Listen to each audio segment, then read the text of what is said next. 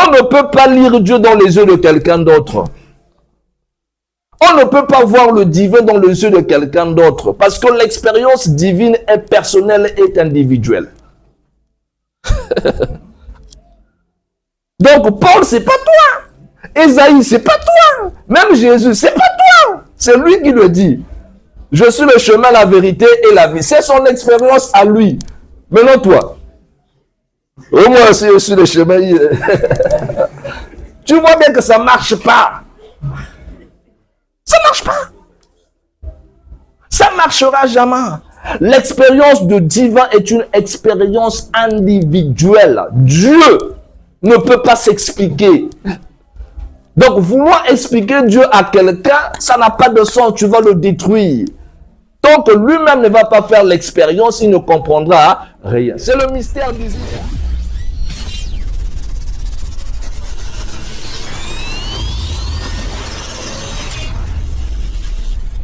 OGVS, ordre du groupe des veilleurs silencieux. Alors, de quoi est-ce que nous allons parler aujourd'hui? Nous allons parler simplement de Isis et de la Trinité égyptienne. Nous parlerons d'Isis et de la Trinité égyptienne. Il est très important de souligner le caractère mystique et spirituel de cette tradition égyptienne. C'est qu'on ne peut pas parler de spiritualité aujourd'hui dans le monde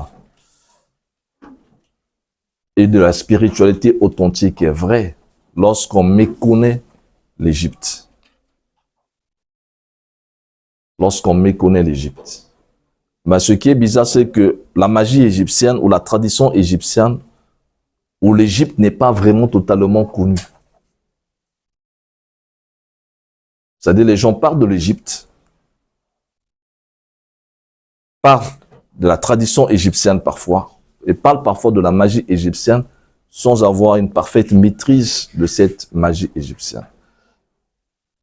Pour nous les mystiques et les initiés, l'Égypte constitue la référence de base.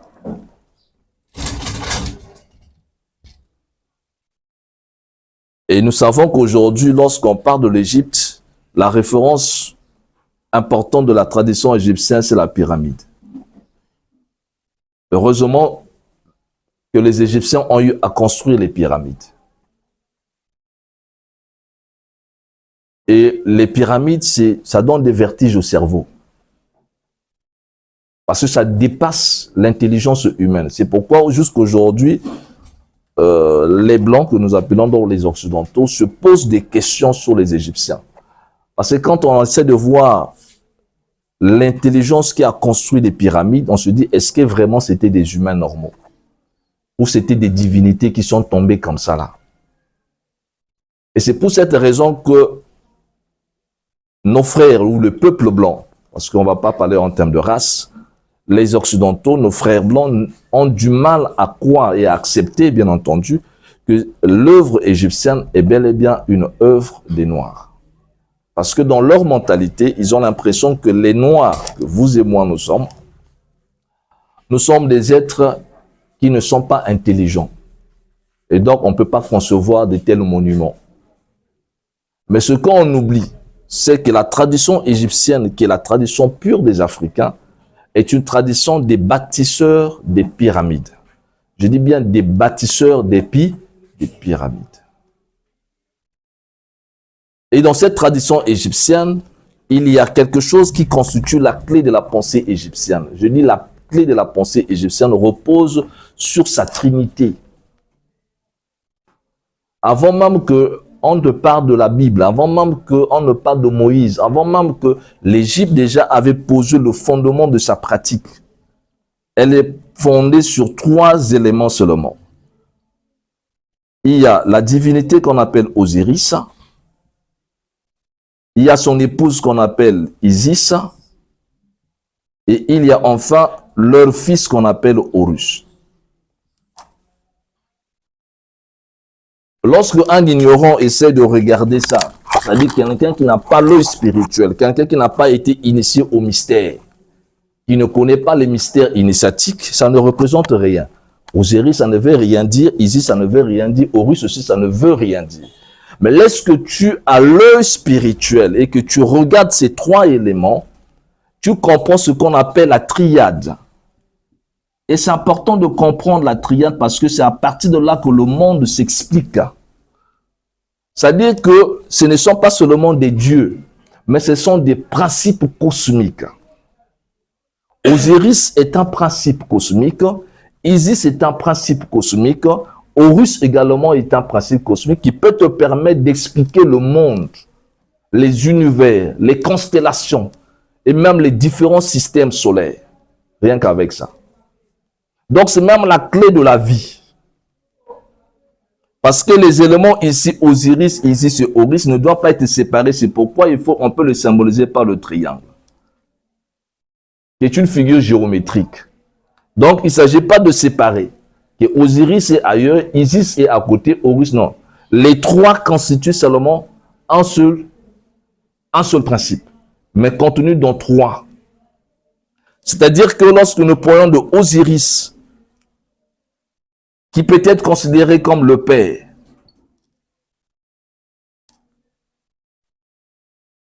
le père qui donne la vie, il y a Isis, son épouse, qui est le principe féminin. Donc le père, c'est le principe masculin. Isis, c'est le principe féminin. Et Horus, qui est la synthèse des deux, l'union entre le père et la mère, donne naissance à quoi?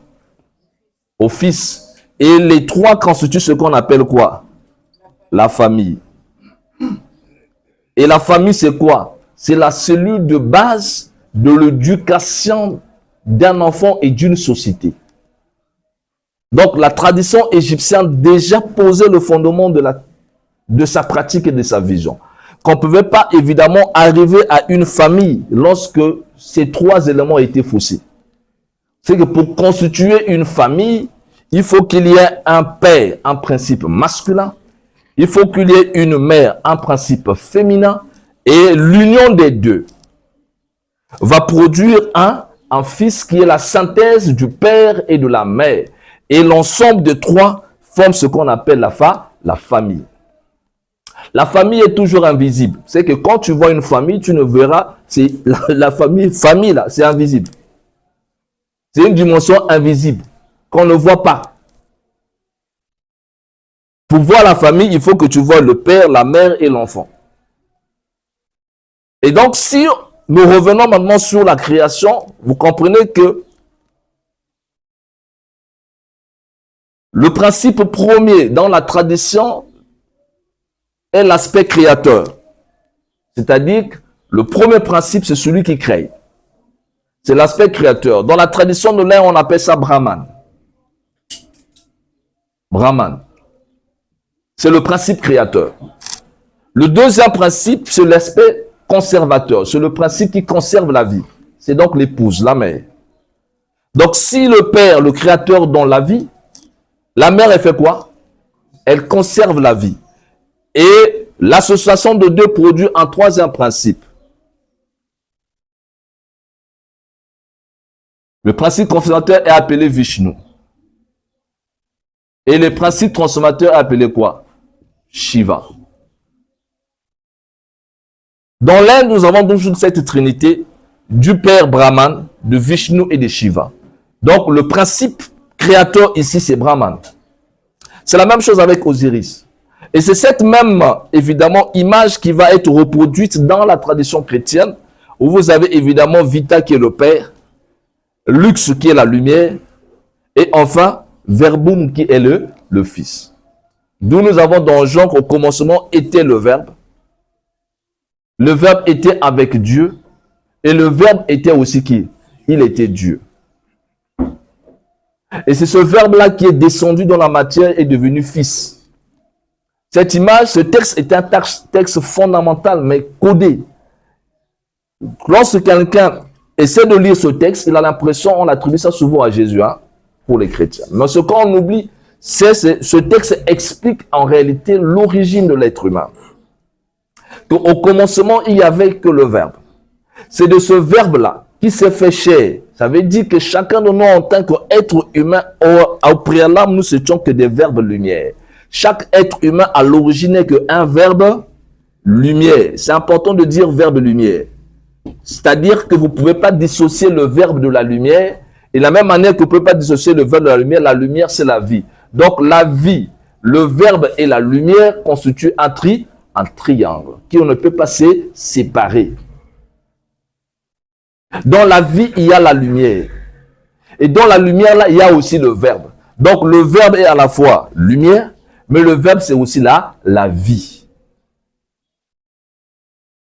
Et c'est ce verbe-là qui est la vie, qui s'est fait chair. Ça veut dire que lorsque nous avons un individu sur terre, ce que toi tu appelles être humain, on dit bien être humain. L'humain, tu peux le toucher. L'humain, tu peux le frapper. L'humain, tu peux le tirer. Mais l'être, tu ne le connaîtras jamais. Parce que l'être est comment? Il est invisible. C'est pourquoi on dit être humain. L'humain a des yeux. L'humain a des oreilles. L'humain a le nez, la bouche.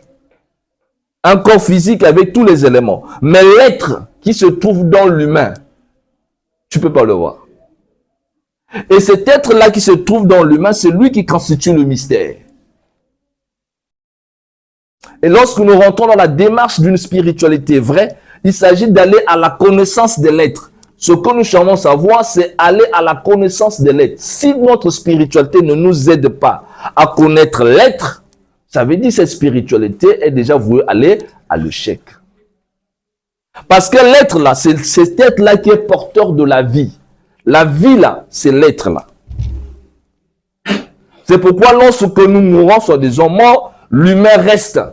Mais l'être fait quoi? Continue le voyage. Donc le plus grand mystère en fait de l'humanité, c'est l'être même. C'est pourquoi les anciens disaient, tu ne peux pas vouloir comprendre Dieu et les univers lorsque tu ne te connais pas d'abord toi-même. Les gens veulent aller comprendre Dieu. Ils veulent même comprendre les astres. Mais ils sont incapables de se connaître eux-mêmes. Qui sont-ils réellement? Qui es-tu réellement? Parce que si tu n'arrives pas à se poser cette question de qui es-tu, ça veut dire que tu ne sauras pas qu'est-ce que tu fais là. Et par conséquent, tu ne sauras pas où tu vas. Et donc, tu ne sauras pas non plus d'où tu viens. Et il y a des êtres humains qui sont là sur Terre, qui ne connaissent pas ça. Mais le vrai problème, c'est parce qu'ils n'ont jamais eu la volonté d'aller à la recherche de leur identité vraie. Qui sont-ils réellement? Et c'est le problème de l'Afrique aujourd'hui. Notre continent a perdu son identité. L'Afrique, notre continent, à vous et moi, a perdu son identité. Parce que quoi? Il y a eu falsification de notre histoire. Il faut le dire. Notre histoire a été falsifiée volontairement parce que l'histoire est toujours écrite par des vainqueurs. L'histoire n'est jamais écrite par des vaincus. Lorsqu'on écrit l'histoire, ce sont les vainqueurs qui écrivent l'histoire. Et lorsque les vainqueurs écrivent l'histoire, ils écrivent l'histoire à leur manière et à leur façon pour leur propre intérêt. Et donc, on nous a écrit l'histoire. Et l'histoire qu'on nous a écrite, qu'on nous a fait avaler, est la fausse histoire falsifiée par des Occidentaux. Et ils nous ont fait avaler une histoire qui est totalement fausse sur nous-mêmes. Au point qu'aujourd'hui, en partant à l'école, je connais les bienfaits de l'école. Mais en réalité, ce n'était pas pour nous aider qu'on nous envoyait à l'école. C'était pour que nous puissions évidemment aller étudier leur histoire. Pour que nous soyons mieux manipulés. Et donc, au cours de cette histoire, la vraie histoire de l'Afrique a donc été falsifiée et on a récupéré l'héritage des Africains. Je dis bien l'héritage de nos ancêtres a été récupéré. Et cet héritage, c'est quoi? C'est l'antique sagesse, la sagesse ancienne des peuples noirs. Et cette sagesse ancienne des peuples noirs se trouvait où? Dans un royaume qui avait été légué. Parce que les divinités dont je suis en train de parler ici, Osiris, Isis et Horus ont légué à l'humanité un royaume. Ce royaume s'appelle le royaume d'Égypte. Et de ce royaume d'Égypte, évidemment, qu'on appelle Kemet. par rapport à la terre noire, parce que la terre d'Égypte, c'est la terre des Noirs. C'est pourquoi on appelle ça Kemet, la terre des Noirs. Mais cette terre des Noirs renfermait également une science, qui est la science de toutes les sciences. C'est-à-dire qu'il n'y avait pas une science en dehors de la science égyptienne. Et cette science, c'est la science des Noirs. Je dis, cette science, c'est la science des Noirs. Ce n'est pas pour prôner le racisme. Il s'agit plutôt de pouvoir restituer une vérité historique. Il faut qu'on apprenne à appeler chat par chat. Parce que c'est important. Nous, demain, nous allons partir. Nos enfants qui vont venir, il ne faudrait pas qu'ils continuent à croire à ce mensonge qu'on nous a fait avaler. Et c'est pourquoi nous ne pouvons pas laisser ça. Parce que si nous laissons ça, c'est comme si nous sommes en train de trahir notre peuple. Et quand nous prenons la science égyptienne, cette science des sciences, c'est à base de cette science que le monde aujourd'hui a évolué. Sans la science des Égyptiens, vous n'aurez pas le monde tel que vous le voyez aujourd'hui. Donc la science aujourd'hui est en train d'exploiter à ses fins propres l'ancienne sagesse égyptienne. Et cette ancienne sagesse reposait sur quoi? Reposait sur des principes vrais, représentés par Osiris, Isis et Horus. Quand tu auras compris ça, la triade, tu vas commencer, c'est là le début de la magie. La vie que pour manifester quelque chose, il faut que tu obéisses à ces trois choses. Lorsque les trois là sont conditionnés, sont en harmonie, tu auras la manifestation. Et si tu prends l'être que tu es, tu verras que le corps de l'homme est divisé en trois, dans toutes les traditions. On te parlera du corps, de l'âme et de l'esprit. Toutes les traditions reconnaissent ça. Toujours trois. Et quand tu vas évoluer plus loin, on te parlera de la pensée, des sentiments et aussi du verbe. Trois choses. Lorsque tu veux prier, si les trois éléments-là ne sont pas associés, il n'y aura pas prière. C'est-à-dire que pour que la prière soit efficiente, il faut que la pensée participe, il faut que les sentiments participent et il faut que le verbe participe parce que le verbe est magique. La langue que tu portes avec toi est un organe de magie. La langue que tu portes, la langue que tu as là avec toi, c'est un organe de magie. La langue. Et dans les Écritures saintes, on vous dira quelque part, mais la langue, c'est le monde du feu. Avec ta langue, tu bénis, avec ta langue, tu maudis. Et pourquoi cette langue est la langue du feu? La science mystique et la philosophie occulte l'expliquent. Parce que le verbe produit des vibrations. Quand je parle, si tu arrives à m'écouter, mais c'est parce qu'il y a des ondes que tu es en train de capter. Et ces ondes-là, quand ça arrive au niveau de ton cerveau, le cerveau le traduit en son audible. Donc, s'il n'y avait pas ces ondes-là, tu ne pouvais pas m'écouter. Donc, si c'est des ondes, ça veut dire que ce sont des ondes énergétiques. Donc, déjà, quand je parle, il y a de l'énergie qui sort. Et c'est pourquoi la sagesse des anciens, donc l'ancienne Égypte l'avait compris. Et symbolisait cette science par un seul mot. Il n'y en a pas trois, il n'y en a pas quatre, il n'y en a pas cinq. Le seul mot, et ça restera éternel. Quand bien même on veut le faire changer, les anciens Égyptiens appelaient cette science la magie. C'est-à-dire la haute sagesse égyptienne. Magie qui veut dire sagesse. Connaissance absolue. Quand je dis connaissance absolue, donc une connaissance qui n'a pas de limite. Et donc, tous les comportements, les rites, les cérémonies égyptiennes se faisaient que sur la base des principes magiques. Et le centre de ça s'appelait le sacerdoce. La prêtrise. En cette époque où je parle de l'Égypte, là, on ne sait pas s'il y a une religion qui s'appelle le judaïsme. On ne sait même pas s'il y a une religion qui s'appelle le christianisme. Mais déjà, les Égyptiens, pas des prêtres et des prêtresses. Isis, c'est la grande prêtresse. Isis, c'est la grande prêtresse. Et il ne faut pas oublier que le mythe fondateur de la tradition égyptienne commence par l'histoire d'Isis et d'Osiris. Ça veut dire que déjà, eux, dès le commencement de leur mythe, commencent déjà à parler de la prêtrise. Aucun système dans le monde, dans son cosmogonie originaire, ne parle de la prêtrise en dehors des Égyptiens.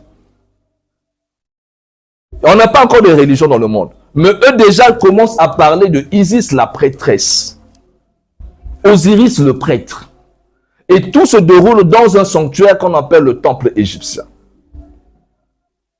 Et quand tu vas rentrer maintenant dans les détails pour comprendre qui est donc cette femme qu'on appelle Isis, la tradition te révèle que c'est la nature. Donc la nature, c'est l'épouse. La nature, c'est la mère. La nature, c'est elle qui pourvoit tout. Donc les Égyptiens, en voyant Isis, voyaient la mère nature. C'est pourquoi la femme était respectée dans les traditions égyptiennes. Et elle occupait un rôle important. Quand l'initié commençait à être initié dans les mystères, on lui disait une phrase, parce qu'on avait la symbolique. Je vais vous lire la phrase, elle est très simple. Elle est très simple, j'ai pu noter ça quelque part. Qu'est-ce qu'on disait à l'initié? Je vais noter ça. La phrase qu'on disait à l'initié avant de commencer à être initié, c'est qu'aucun mortel ne peut soulever le voile d'Isis.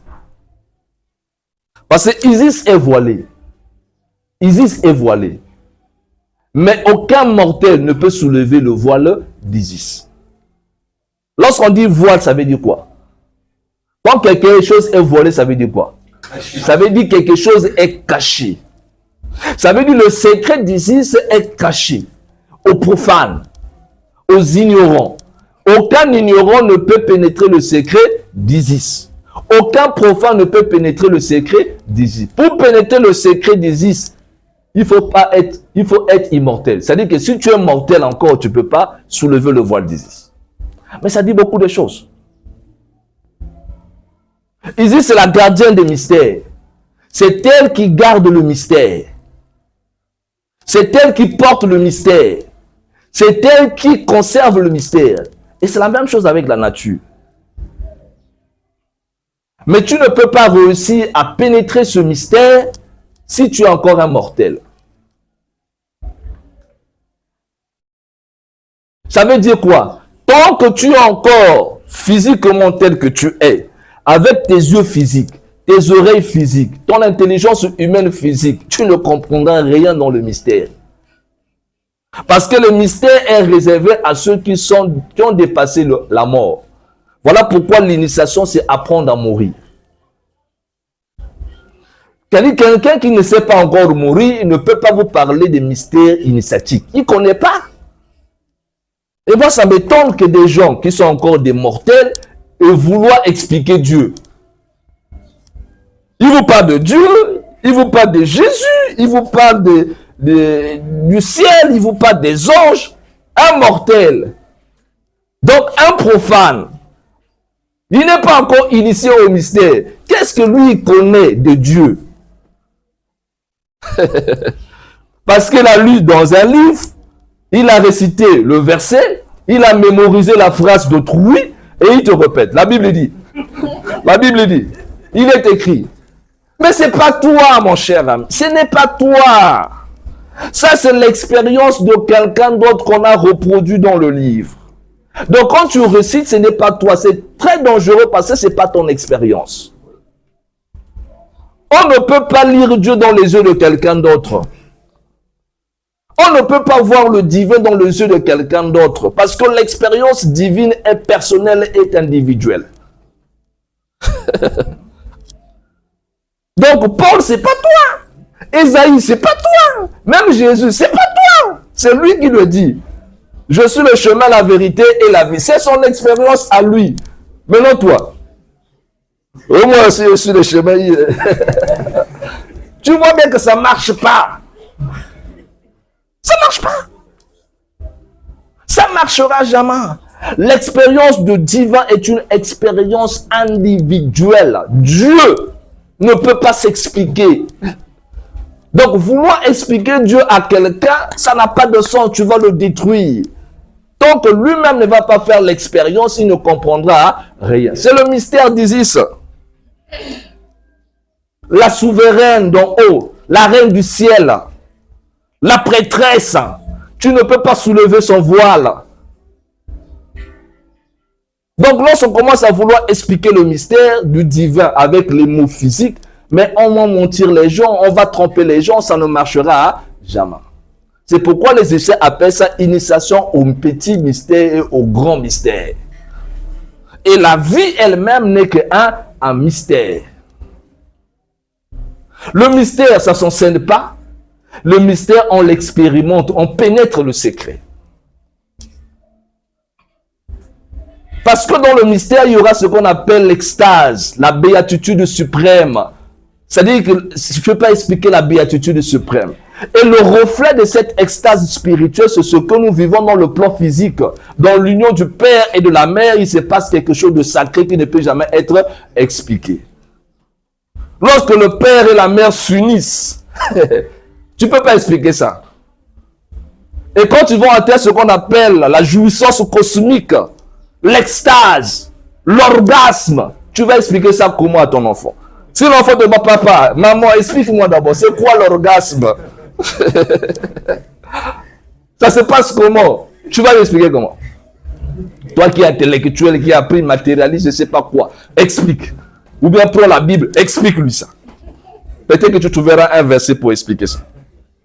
Parce que tout ce qu'on voulait expliquer là, vous l'expliquez à travers un livre, la Bible. Mais elle ne peut pas tout expliquer. La vie, c'est compliqué.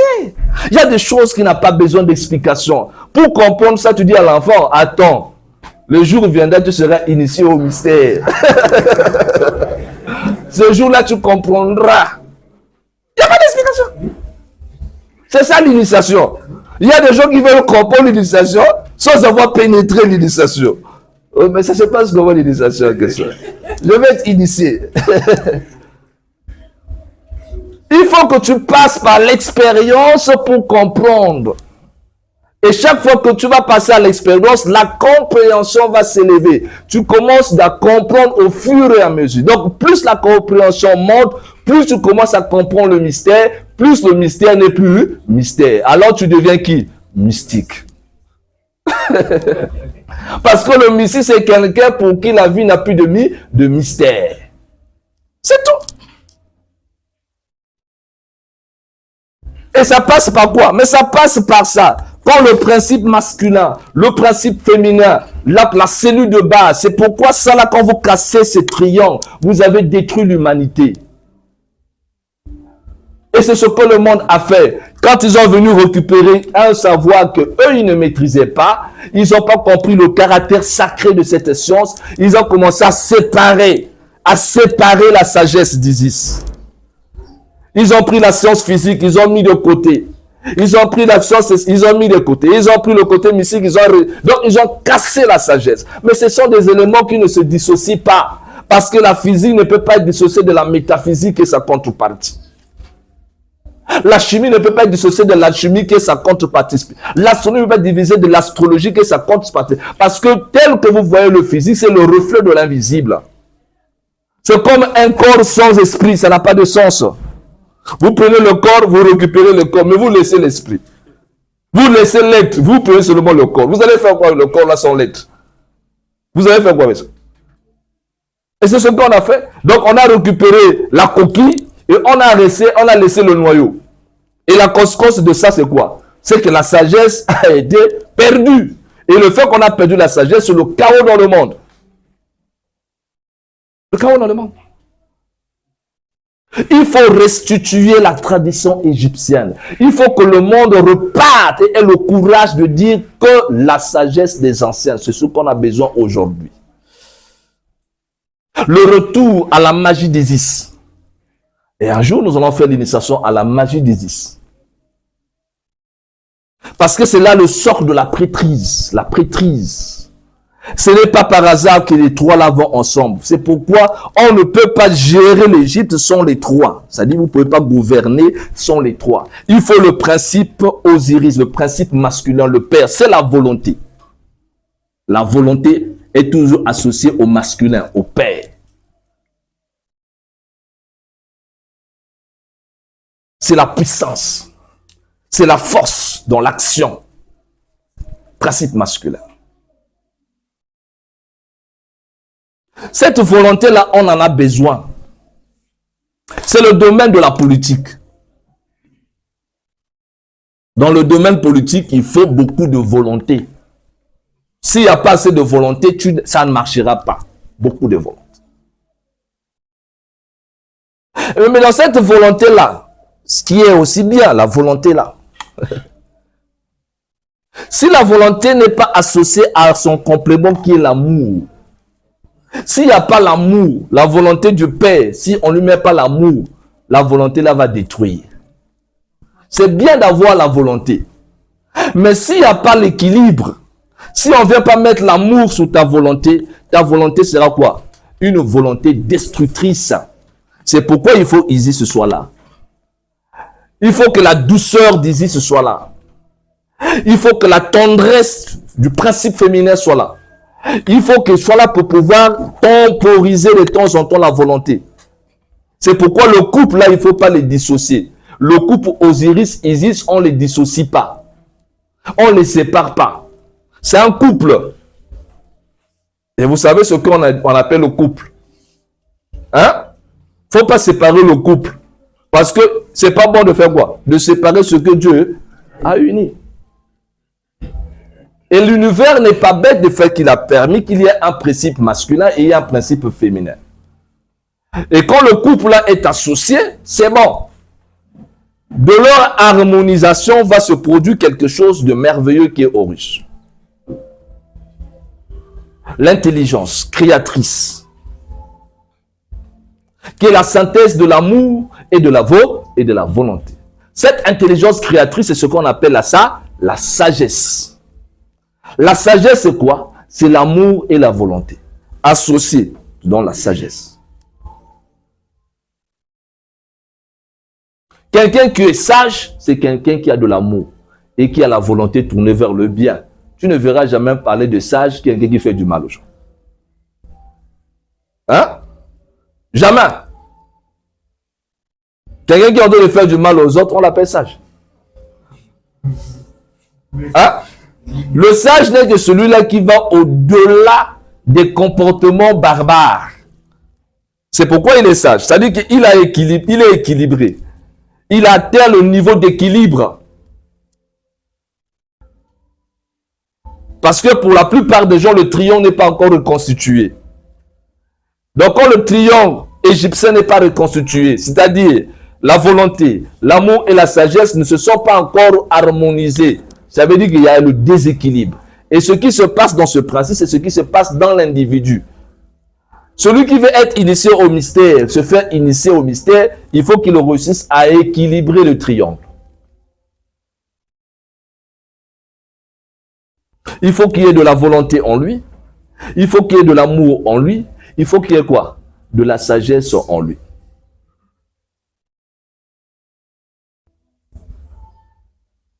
Et la base fondamentale de la pratique magique, voilà pourquoi j'ai pris cette définition, la magie peut se définir comme l'application de la volonté humaine dynamisée à l'évolution rapide des forces vivantes de la nature. Donc la nature que vous voyez là, ou la nature naturante, la nature est vivante. La nature, elle est toujours vivante. Parce que la nature porte toujours la vie. Et c'est pour cette raison que la nature, c'est le grand sanctuaire des initiés. Et c'est pourquoi l'initiation commençait par le respect des 4 éléments. Parce que qu'est-ce qui constitue la nature? La terre, l'air, l'eau et le feu. Donc pour commencer à pouvoir faire ton ascension vers le divin, il faut que tu arrives à lire la nature. Et en lisant la nature, tu comprendras le pouvoir de l'eau, le pouvoir de la terre, le pouvoir de l'air et le pouvoir du feu. Quand les 4 là, tu l'as compris, Déjà, quand tu sais ce quoi ça signifie, le début est déjà là. Lorsque tu n'as pas encore compris les 4 là, c'est que tu ne connais pas encore le mystère. C'est pourquoi dans le temple égyptien, bien entendu, la reproduction du temple égyptien, c'est la nature, c'est Isis, le temple. Avec ses 4 points cardinaux. L'Est, l'Ouest, le Nord et le Sud, qui sont des 4 forces. Il faut savoir que le soleil fait sa montée vers l'Est. Et fait quoi? Va coucher à l'Ouest. C'est symbolique, c'est toute une initiation. Parce que le soleil porte la vie. Il faut savoir que la maîtrise donc du temple, quand tu veux opérer, il faut savoir qu'il y a 4 forces qui sont là. Il faut savoir que les 4 éléments sont là. Et il y a une façon donc de travailler avec ces entités parce que l'eau est une entité. La terre, c'est une entité. L'air, c'est une entité. Et le feu, c'est une entité. Et quand je dis entité, peut-être que le mot entité, là, tu ne comprends pas bien. C'est qu'une entité est une puissance intelligible. C'est une force qui a de l'intelligence. Et si cette force a de l'intelligence, ça veut dire que tu peux rentrer en contact avec cette force. C'est pourquoi tu as le pouvoir de pouvoir rentrer en contact avec l'entité feu. Tu peux rentrer en contact avec l'entité eau. Tu peux rentrer en contact avec l'entité terre et tu peux rentrer en contact avec l'entité air. Ce sont des entités. Ils sont régis par des régions, donc des forces. Et ces forces-là sont connues dans la tradition ancestrale. C'est pourquoi ces forces, nous appelons ça des forces cosmiques. Cosmiques parce que ça n'appartient pas à quelqu'un. Et la maîtrise de ces forces, quand tu sais les mettre en mouvement par la puissance de ta volonté, tu peux commander aux éléments. C'est pourquoi tu peux commander les forces du feu et les faire agir pour ton bien. Mais le feu peut à la fois faire quoi? Détruire. Alors quand tu manipules ces forces, il faut faire attention. Parce qu'il peut détruire. Mais lorsque tu sais t'en servir, le feu peut faire quoi? Peut te sauver. C'est la même chose avec les forces des eaux, les Andines. Les forces des eaux des Antilles, ce sont des forces qui obéissent à la volonté humaine. Ces forces ont été faites pour obéir à ta volonté, à toi. Les 4 forces-là, les forces de la terre, les nuoms, les forces de l'air, les sylphes, les forces de feu, les salamandres, les forces des eaux, les andines et les andins. Ces forces-là ont été faites pour obéir à la volonté humaine. Et la tradition mystique, dans la sagesse égyptienne, l'avait déjà compris. C'est pourquoi lorsque tu es initié au grand mystère, quand tu reviens, tu peux commander à la nature. Et commander à la nature, ça veut dire quoi? C'est que tu peux commander aux forces des 4 éléments. Et ces forces-là vont obéir à quoi? À ta volonté. Ça veut dire quoi? Si toi tu veux que le feu fasse le mal, le feu fera le mal. Et si tu veux que les forces du feu fassent du bien, les forces du feu feront du bien. Si tu veux que les forces des eaux fassent du mal, ils feront le mal. Et si tu veux que ces forces-là fassent du bien, ils feront du bien. Si tu veux que les forces de la terre fassent du mal, ils feront le mal. Et si tu veux qu'ils fassent du bien, ils feront du bien. Et c'est comme ça que opère, bien entendu, ce que vous appelez sorciers. Mais qui, en réalité, ne sont pas des sorciers. Parce que la sorcellerie telle qu'elle nous a été sorcière, il y a beaucoup de choses à réviser dans le monde. La sorcellerie telle que ça se dit ici en Afrique, il n'y a pas de sorciers en Afrique. Ce que nous avons en Afrique, ce n'est pas de la sorcellerie, je le répète, vous avez affaire à des vampires.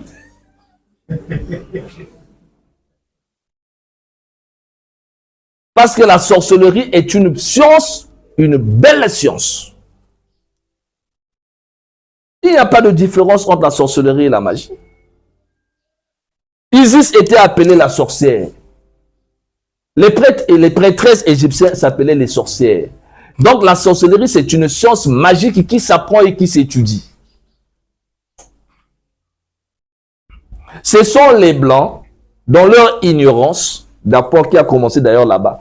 Voilà pourquoi là-bas, toute personne qui pratiquait la sagesse antique, on le traitait de sorcier. Parce qu'il n'était pas, il vénérait pas l'église catholique. Donc le fait que tu es opposé à l'église catholique, tu deviens sorcier. Si tu n'es pas sorcier, donc tu es magicien. Donc qui dit magicien, ça veut dire serviteur de Satan. Avec pour royaume l'enfer. Et là, si les gens on t'accuse de ça, dis-toi qu'on va te pendre. Ah oui. Donc pendant longtemps, l'église chrétienne catholique s'est arrangée de prier la piscose chez les Mindélé. Chez les Occidentaux. Donc la piscose. Donc dès que, voilà pourquoi on fait des confessions.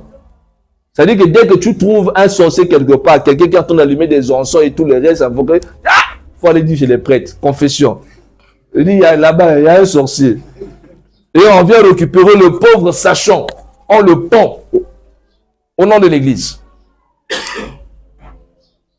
Et pendant des années, on a tué beaucoup de sages. Beaucoup de grands mystiques et des grands initiés ont été tués au nom de leur religion. Et quand on le tue, on récupère tout ce qu'il avait. D'abord, avant qu'on te tue, on te dit, dis-nous tes secrets. Comme c'est des voleurs. Mais comme le mystique ne peut pas dire ses secrets, il dit, je préfère mourir avec mes secrets. Ah, d'accord. Allez, c'est la politique. Hein? Comme il n'a rien reçu, on va t'exposer devant le peuple. Serviteur de Satan. Ce sont eux les agents du diable. Eh oui. Ce sont eux qui sont responsables de vos malheurs. Et là, c'est fini. Le peuple dit, tuez-le, brûlez-le. C'est un sorcier. Et c'est la même chose qu'ils ont amené ici. Quand on a vu nos parents qui maîtrisaient la tradition, c'est-à-dire qu'ils maîtrisaient les éléments de la nature, qui travaillaient avec les éléments de la terre, avec des végétaux, avec des peaux d'animaux. Ces pratiques ancestrales africaines que nous appelons les bunganga, le blanc appelait ça quoi? Ils sont des sorciers. C'est de la sorcellerie des Africains. Voilà comment on a commencé à faire la chasse à nos grands-parents.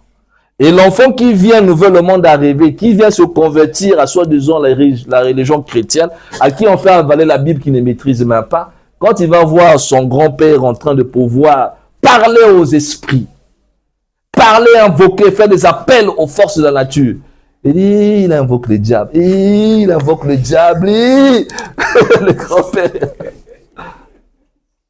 C'est que lui, il est ignorant, il ne comprend rien. Au lieu de pouvoir récupérer ce trésor que le grand-père a, le trésor, voilà, il accuse de Satan. Et si le père, le pauvre papa ici affaibli ne fait pas attention, on viendra le brûler, pourvu que le pasteur donne une prophétie.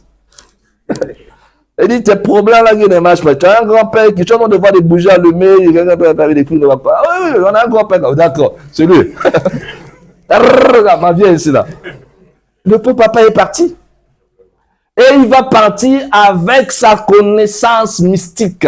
Il meurt avec sa connaissance. Vous êtes en train de tuer quelqu'un qui a la connaissance mystique. Mais vous allez faire comment après?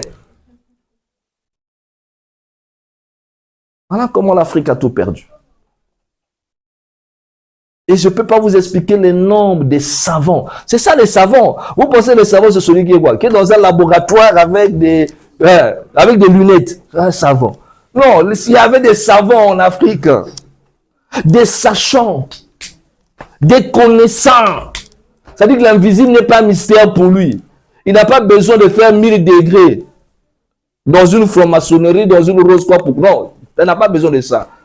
Il reste là seulement assis, pas il te communique à distance. C'est-à-dire que l'Afrique, c'est incroyable. Et ces gens-là, nous les avons tués. Aujourd'hui, un vieux a peur de se dire qu'il est sorcier.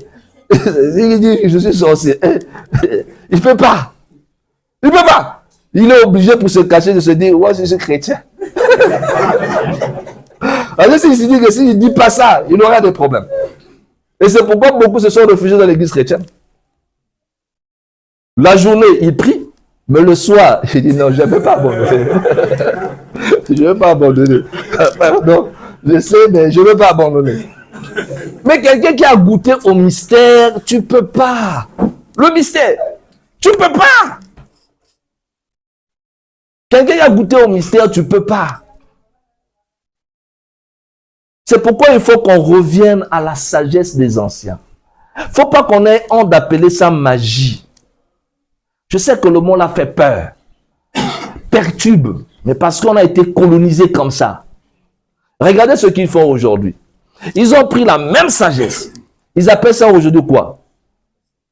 Hein? Physique quantique. La physique quantique, hein? L'énergie quantique, le champ quantique. Non, dis seulement magie. Allez-y, soyez clairs. Vous allez tromper lesquels? Et le courage maintenant de reconnaître la magie que vous avez volée en Afrique. Et que vous appelez aujourd'hui physique quantique. Ou neurosciences. Ça veut dire quoi ça? Ou parapsychologie. Ça veut dire quoi? C'est de la magie. Elle est basée sur quoi? Sur la science des vibrations. La magie, c'est la science des vibrations. Quand tu parles, mais là, il y a des vibrations. C'est pourquoi la parole a des effets. Parce qu'il y a des vibrations. Quand tu penses, mais il y a des vibrations. C'est pourquoi par la pensée, tu peux attirer quelque chose. Quand tu ressens, il y a des vibrations. Quand tu écoutes la musique, qu'est-ce qui te fait danser? Le son. Comment le son qui est là te fait bouger? Au même rythme. D'ailleurs, pour ceux qui ne savent pas danser, que tu danses pas bien. Moi, mais en ce moment, je danse pas bien. Je ne suis pas bien le rythme. Mais c'est normal. Moi, je bouge, mais pas au rythme du son. Donc, il faut que tu bouges au rythme du son pour qu'il y ait harmonie. Mais c'est la magie. C'est la magie. Comment un son peut faire bouger quelqu'un? Tu vois quelqu'un avec un gros. Le gars a transpiré. Mais ce qu'il est en train de vivre, il est joyeux. Il est heureux dans sa musique. Ça, c'est bien. Ça, c'est bien. Après, on va me dire que non, c'est la musique du monde. Oh. Oh, c'est la musique de Satan et il y a la musique de Dieu. Il y a des comédiens, franchement. Donc, Dieu a une musique. Donc, Dieu a une musique. Oh. Vous voyez que Dieu a le temps de perdre vos conneries là. Lui, ce qui compte sur lui, c'est la vibration. Quelle est la vibration que te produit cette musique-là? Quand tu écoutes la musique, ça te donne quelle vibration? Il faut faire la spiritualité authentique dans l'air du verset que j'en sais là, c'est compliqué. Hein? Quand tu écoutes une musique, est-ce que la musique, elle est mélancolique? Ça te donne des soucis. Ah là, c'est dangereux. Si une musique, en l'écoutant, commence à te faire pleurer, à te rappeler quelqu'un qui était mort, et des problèmes que tu avais vécu, là, c'est dangereux. Pourquoi? Parce que la vibration, là, elle est en train de te descendre en vibration, c'est pourquoi tu pleures. Alors, attention, tu es en train de créer des mondes. Je dis bien, tu es en train de créer des galaxies. Tu es en train de créer des constellations qui vont te détruire toi-même. Cette musique est en train de te détruire. Pourtant, tu vas dire que c'est la musique religieuse. Là,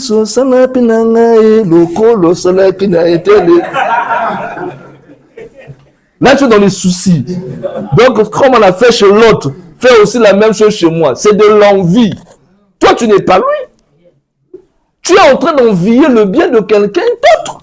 Tu es toi. Lui, il est lui. Vous n'êtes pas nés le même jour. Donc, vous n'avez pas le même niveau vibratoire. Vous n'avez pas le même nombre, chiffre, le même nombre de naissances. Chacun de nous a son nombre de naissances. Et le nombre est doué de mouvement. Donc, tu ne peux pas confondre 1 avec 2, 2 avec 3, 3 avec 4. Chacun de ce nombre a sa vibration. 2, c'est la dualité. La confusion et la séparation. 1, c'est l'unité. Donc, on n'est pas ton nombre, c'est quoi? Bon, toi, tu es 2, tu veux devenir 3. Tu ne peux pas envier toi. Toi restera toi. Toi, tu resteras 2. Si tu ton rôle tel que tu es, l'univers t'a constitué. Et donc, tu auras ton heure. Bon, toi, tu dis, Nzambe, sala penanga e loko lo sala kinentel. Est-ce que tu connais son karma? Tu connais son karma? Tu veux qu'on te donne la vie que lui, il a besoin de vivre? Tu vois l'apparence? Tu connais ses réalités? Hein? Mais c'est dangereux. Et c'est comme ça que nous vivons. Hein? Nous vivons dans les envies. Dans les envies. Tu vois l'autre, tu l'envies. Tu vois l'autre, non. Non, non, non, non. C'est la meilleure façon de se détruire. Quelqu'un a dit un jour, je crois que c'est le Dalai Lama, à quelqu'un qui lui disait, je ne sais pas, lui parler de la souffrance. Il a dit, si tu veux comprendre, va voir ceux qui sont inférieurs à toi. Tu souffres, va voir ceux qui sont inférieurs à toi. Toi, tu souffres, tu te plains, allons-y à l'hôpital. On va seulement au CHU, on va tourner seulement, on va revenir. On va voir si réellement toi tu souffres. Parce que tu trouveras ceux qui souffrent plus que toi. Ne vois pas ceux qui sont en haut, parce que là, ça va te faire mal. Vois ceux qui sont en bas. Tu verras que toi, là où tu te trouves, là, il y a encore des gens qui sont encore plus bas que toi. Et c'est au fur et à mesure, parce que c'est un problème de la hiérarchisation sociale. Donc, il y a toujours des gens plus bas. Donc, le problème, ce n'est pas de pouvoir te comparer. On ne peut pas comparer la vie d'une personne à une autre. Il ne faut jamais faire des comparaisons. Parce que l'univers a fait en sorte que chacun de nous soit unique. Sur les 7 milliards d'êtres qui existent sur Terre, il n'y a jamais eu 2 personnes qui se ressemblent. C'est un mystère. Même les jumeaux se différencient. C'est un mystère. Les jumeaux, ils se différencient, chacun et chacun. Ah oui. Chacun et chacun. Donc si tu ne comprends pas ça, tu vas commencer à vouloir confondre ta vie avec tout le monde. Il faut que tu partes plutôt à la quête de toi-même pour comprendre qui es-tu, pour que tu retrouves ton identité vraie. Et là, tu vas te démarquer des autres. En tout et pour tout. Mais qu'est-ce que nous faisons? Nous nous comparons, nous nous envions. Et là, nous nous détruisons nous-mêmes. Il n'y a pas de comparaison à faire. Tout ce que tu as fait, c'est de connaître les principes et les appliquer. Les principes resteront vrais, éternellement vrais. Parce que la loi cosmique est une loi immuable, c'est-à-dire qu'on ne peut pas changer. C'est pourquoi lorsque nous essayons de voir l'humanité aujourd'hui, je ris chaque jour que je vois, je ris. Pourquoi je ris parfois quand je reste, je dis, oh le cosmique, les gens n'ont pas encore compris. Vous savez que la loi karmique, tu ne peux pas dévier ça. Vous voyez, tout ce qu'on a volé en Afrique, qu'on monte ou on descend, ça reviendra en Afrique. La vérité est têtue, la vérité est nue, la vérité ne connaît pas la honte. Donc on monte ou on descend, la vérité finira par triompher. Et vouloir ou pas, qu'on monte ou on descend, les gens finiront un jour par déclarer haut et fort que tout ce que nous faisons là, ça s'appelle la magie. Parce que l'univers dans lequel nous vivons est un univers magique. Et la vie que tu portes en toi, la vie qui te fait vivre, là, cette vie, elle est magique. Donc, lorsque tu comprends la volonté, la vie et la matière, pour agir sur la matière, c'est-à-dire que le monde physique que tu vois, il faut une chose, la volonté.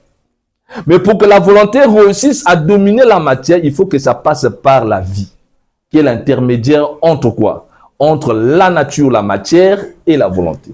Donc, l'action magique est d'abord avant tout une action de volonté de puissance. C'est pourquoi le mage a le pouvoir de commander, parce que c'est la volonté du Père. Mais, à une seule condition, il faut qu'il soit rempli d'amour. Parce que s'il ne met pas l'amour, il va commencer à commander, mais dans une volonté de destruction. Ça sera ce qu'on appellerait donc de la magie noire. Donc le problème, ce n'est pas de parler de magie noire ou de magie blanche, de comprendre que la magie n'a pas de couleur, elle prend la couleur de celui qui la pratique. Donc quand tu as affaire à un individu qui déjà ici, sans la magie, est négatif, donnez-lui la magie, ça va renforcer sa négativité. Oui, il est déjà négatif, haineux, envieux, méchant. Maintenant, toi, tu prends les mystères de la magie, tu lui ouvres les yeux. Mais tu l'as rendu service. Tu viens de former un vrai démon. Parce que c'est tout ce qu'il voulait. C'est ce qui est arrivé à Hitler. Déjà lui-même, il a envie de pouvoir détruire les gens. Après, il est venu découvrir les arcanes de la magie. C'est fini, il dit, je prends en otage le monde entier. Et je commence à sacrifier tous les juifs là. Il commence au nom de sa idéologie. Et il veut aller plus loin que ça. Heureusement que l'invisible a intervenu. Ce n'est pas la magie qui était un problème. C'est Hitler qui était un problème. Mais quand quelqu'un est bon de cœur, rempli d'amour, se soucie des biens des autres, veut voir tout le monde être heureux, donnez-lui la magie, il devient Jésus. Donnez-lui la magie, il devient Jésus. Parce que dès qu'il aura la magie, il commence à guérir les gens. Il commence à bénir tout le monde. Dès qu'il entend ce mot-là, je souffre. Non, ce n'est pas un problème, je vais régler ça. Pourquoi? Mais parce qu'il est bon de cœur et il a trouvé un secret par lequel on résout les problèmes. Et tout ceci ne peut être possible que lorsque tu comprends comment fonctionne la magie d'Isis. La déesse mère. C'est pourquoi dans les temples mystiques, nous vénérons Isis, la déesse. Nous vénérons Isis, la déesse. Quand nous allons évoluer dans les enseignements, vous verrez ça. C'est pourquoi quand je me présente devant le sanctuaire, moi, Anaël, je suis attaché à quoi? Au sacerdoce d'Isis et du dieu Osiris. Je suis attaché au sacerdoce. Le sacerdoce, c'est la prêtrise. Le sacerdoce, c'est la clé du mysticisme spirituel. Un prêtre est un sacerdote. Donc, quand tu es un prêtre, ça veut dire que tu fais le pont entre l'invisible et le visible. C'est ça le prêtre, celui qui fait le pont entre l'invisible et le visible. Voilà pourquoi certains ont pris le nom de souverain pontife. C'est-à-dire le pont entre le monde de Dieu et le monde de Dieu. Mais en réalité, chacun de nous est censé devenir un prêtre. Et l'initiation t'amène à devenir toi-même le prêtre. Toi-même la prêtresse pour célébrer toi-même le culte divin chez toi.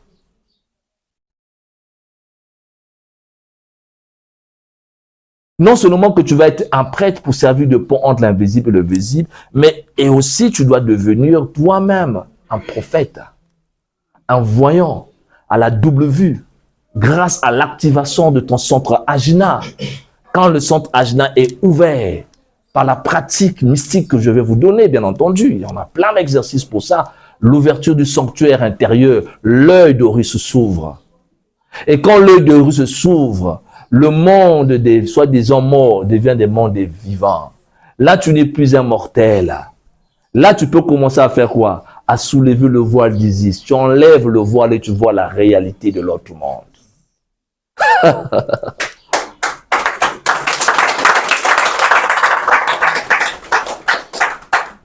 C'est ça la spiritualité. Mais toi, les yeux sont fermés. Quand tu pries, tu ne sais pas si ça marche ou ça va marcher. Qu'est-ce qui te confirme? Qu'est-ce qui te donne l'assurance que c'est bon? Quand tu dis Amen, ainsi soit-il, est-ce que tu es convaincu que c'est vraiment ça?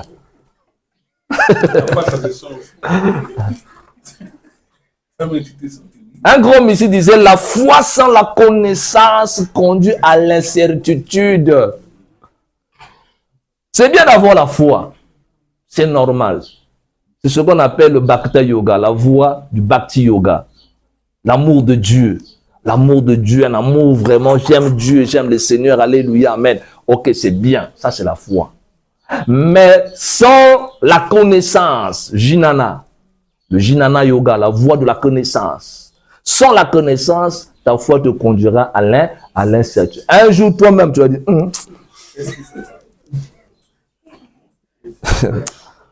ah Dieu, Seigneur, si vraiment tu existes, si vraiment tu... Bon, pourquoi tu dis si vraiment il existe?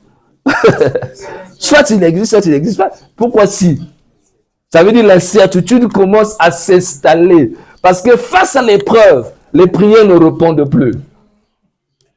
Tu pries comme si tu ne priais pas. Jeûne comme si tu ne jeûnais pas. On te dit fais ceci comme si tu faisais.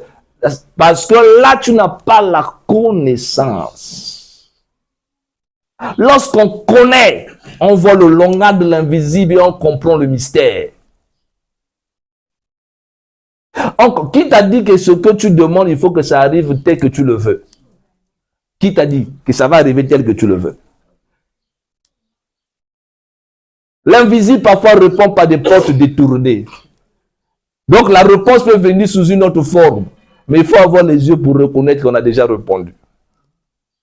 Mais si tu n'es pas initié, tu ne sauras pas qu'il y a déjà eu la réponse. On t'avait déjà répondu. Hein? Tu continues encore à demander. Bon, maintenant j'ai donné. Mais je ne vois pas. Non, tu ne vois pas parce que toi, tu t'es fait une idée de ça. Et l'idée que tu t'es fait de ça, ce n'est pas comme ça que ça va venir. Parce que le monde spirituel, c'est la sagesse. Donc la sagesse détourne l'intelligence. Donc tu ne peux pas comprendre le mystère avec la tête et le cerveau. Et c'est ce qu'on fait. Comme on a été éduqué avec un cerveau analytique depuis l'école, avec tout ce qu'on nous a, surtout plus on est intellectuel, plus sur le plan spirituel on est bête. Ah oui. Quelqu'un qui a fait des grandes études sur le plan spirituel, c'est un idiot. Ah oui. C'est pourquoi la spiritualité a plus accessibilité à ceux qui sont moindres. Parce que eux, ils sont dans l'émotion et les sentiments. Et c'est très bien. Mais l'intellectuel, lui, analyse Dieu avec le cerveau. Il dit, mais j'ai fini les invocations. Il n'y a encore rien.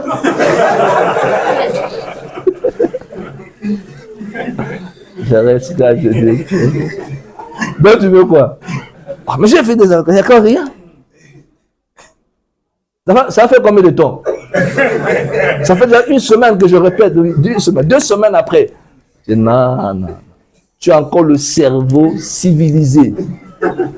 Là, il faut que je te décivilise. La magie n'a rien à foutre avec ça. Le comment ne t'appartient pas.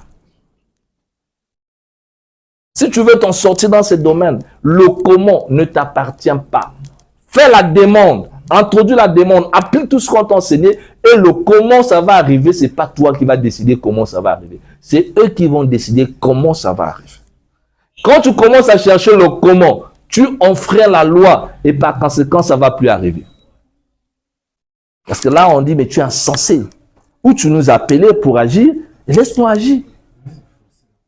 Comment tu nous appelles pour agir et tu peux nous commencer toi-même à savoir par où ça va. Donc, moi, on est bête. Moi, on est des forces intelligibles. On est plus intelligent que toi.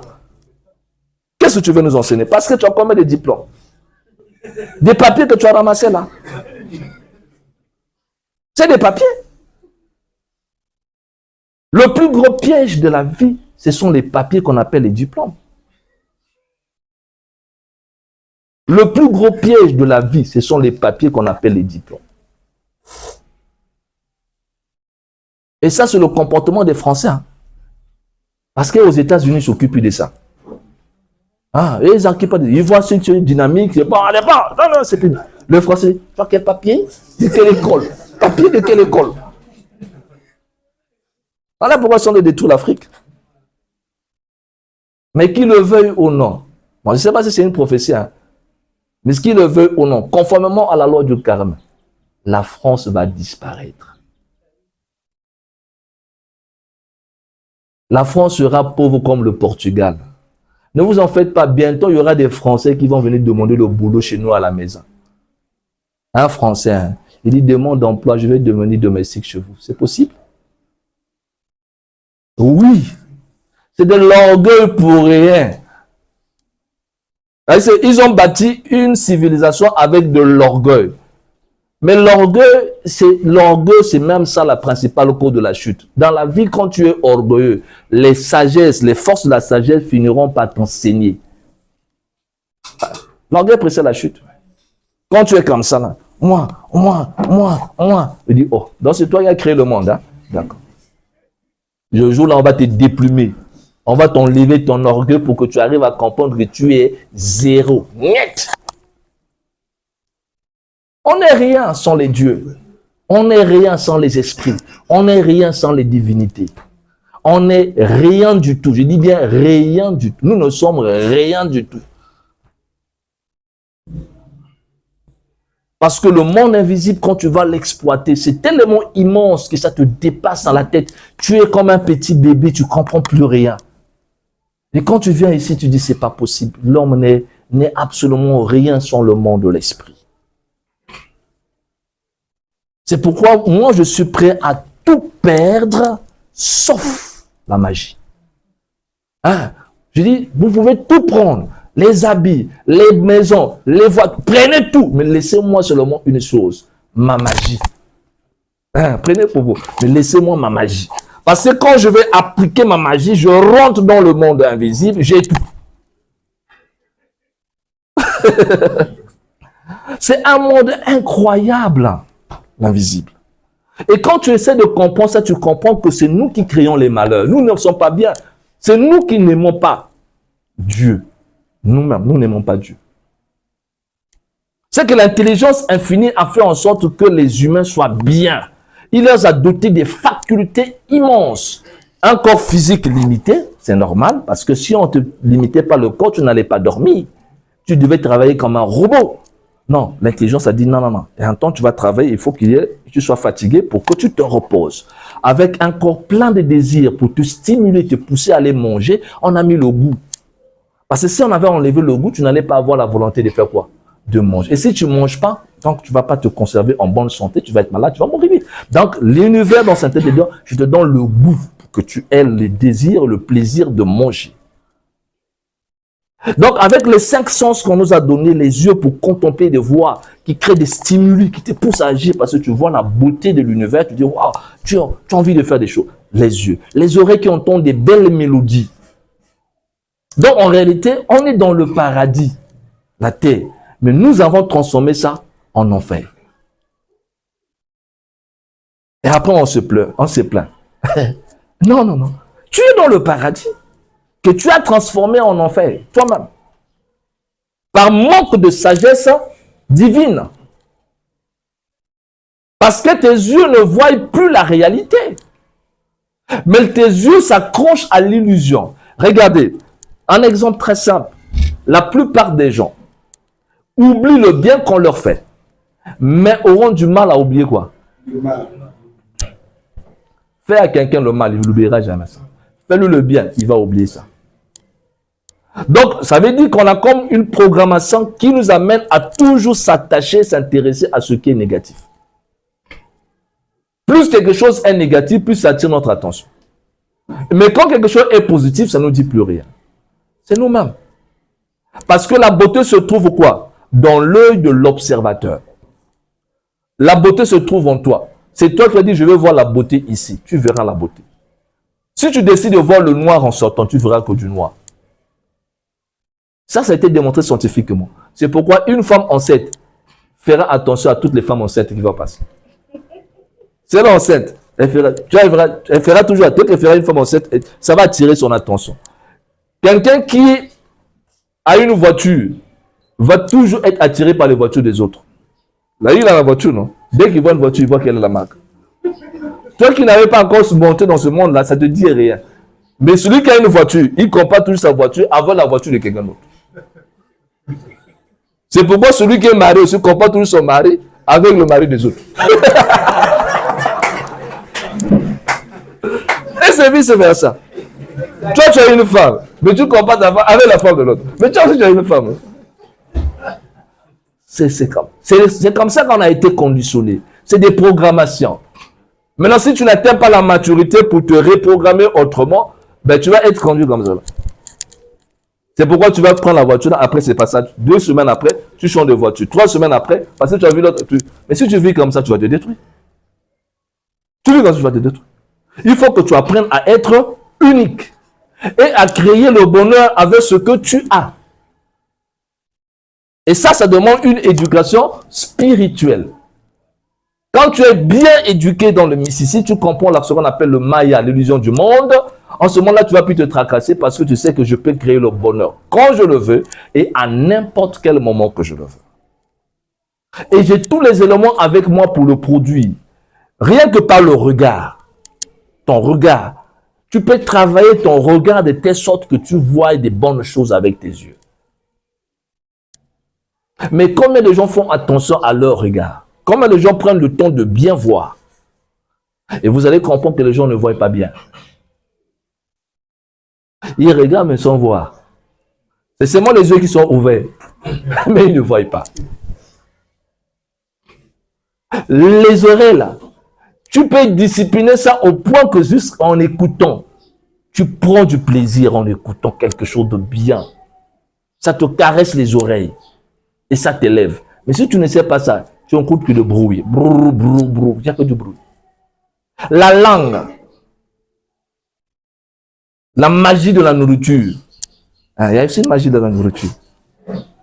Combien de gens savent, dans nous les initiés on a appris ça, quand tu vois quelqu'un manger, il oublie que manger c'est un rituel sacré. Manger est un rituel sacré. Quand tu manges comment? Ta conscience est où lorsque tu manges? Parce que dans la nourriture que tu manges, il y a la vie. Donc c'est un acte sacré. Tu peux retirer des éléments qui vont venir nourrir tes corps invisibles, tes corps subtils. Et si tu ne sais pas comment manger, je dis, je sais manger, je mange. Non, tu n'as pas encore appris à manger. Le jour que tu arriveras au cours, il faut apprendre à manger, tu vas comprendre qu'avant de manger, manger c'est un rituel magique. Parce que tu peux communier avec la nourriture. On appelle ça même communion. Quand on parle les on appelle ça le communion, ou le corps de Christ. Manger mon corps. Mais oui, c'est bien. Mais la nourriture que tu es en train de manger peut aussi évidemment être le corps de Christ. L'été, c'est lorsque tu manges ta propre nourriture, mais à l'intérieur de cette nourriture, tu tires des éléments pour ton élévation spirituelle. À la condition, quand tu n'es pas encore dans la voie initiatique, tu ne connais pas encore ce qu'on appelle le pouvoir de la concentration mystique. Quand tu ne sais pas encore la concentration mystique, la plupart des gens qui vivent sont déconcentrés. Ils sont dans la distraction, c'est-à-dire qu'ils ne savent pas le pouvoir de la concentration. C'est pourquoi lorsqu'ils mangent, ils parlent. Il ne sait pas que l'acte de manger est un acte sacré. Et si tu appliques les principes mystiques pendant ce temps-là, tu communies avec les esprits par la nourriture. Dites-moi que c'est faux. Après, on va aller encore plus loin. Parce que chaque chose que tu vois a son contrepartie invisible. Il n'y a rien sur terre que tu vois n'a pas de contrepartie invisible. Tout ce que tu vois là, physique, a toujours son côté invisible. Donc, dans la nourriture que tu manges, il y a un élément subtil qu'on appelle l'énergie vitale de la terre.